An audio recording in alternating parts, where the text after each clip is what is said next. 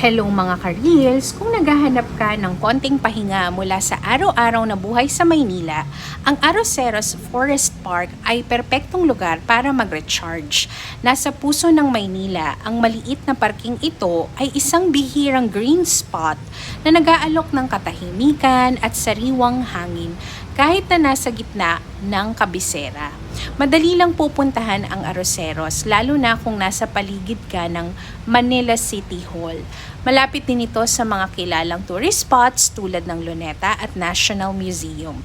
Kaya perfect na side trip kung nag-iikot ka sa lugar. Hindi ito malaki, pero kasi ang charm ng Arroceros ay yung tahimik at medyo hidden gem vibe.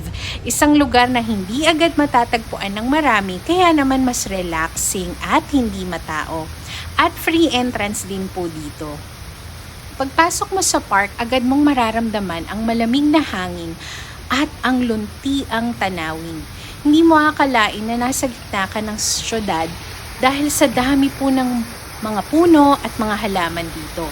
Kung gusto mo maglakad-lakad o magpahinga, maaari kayong maupo sa bench at ito ay isang lugar para mag-unwind. Ang mga puno ay nagbibigay ng lilim at tahimik na ang mga tunog ng kalikasan ay halos humahaplos sa tenga. Kaya naman po talagang perfect na spot ito para kumuha ka ng mga natural photos at mag-selfie. At syempre, close to nature. Wala po masyadong activities dito at hindi rin ito yung purpose ng Arroceros. Ang goal dito ay makapag-relax po kayo at magpahinga. Walang mga playground po dito sa loob, kaya kung kasama nyo po yung kids nyo, talagang may enjoy lang nila and may explore lang nila yung different plants and even trees. And may enjoy din po nila itong koi pond. Pero kung ang hanap nyo ay tahimik na lugar para mag-recharge, ito po ay talagang dapat nyong pasyalan.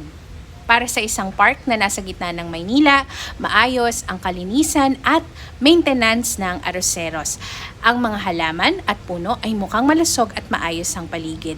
Okay na okay din po ang maintenance ng mga facilities at safe din po ang lugar.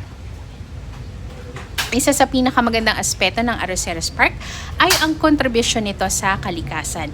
Kaya hindi lang siya maganda para sa mga mata, kundi para rin sa ating kapaligiran. Kaya naman po, kung mag-iikot ka sa Maynila, huwag kalimutan na dumaan sa Arroceros Park, tulad ng isang lihim na tagpuan ng kalikasan sa gitna ng syudad.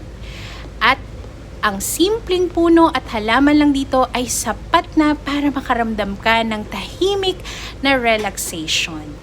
I hope you can visit it soon. Thank you guys for watching. Please like, follow, and share!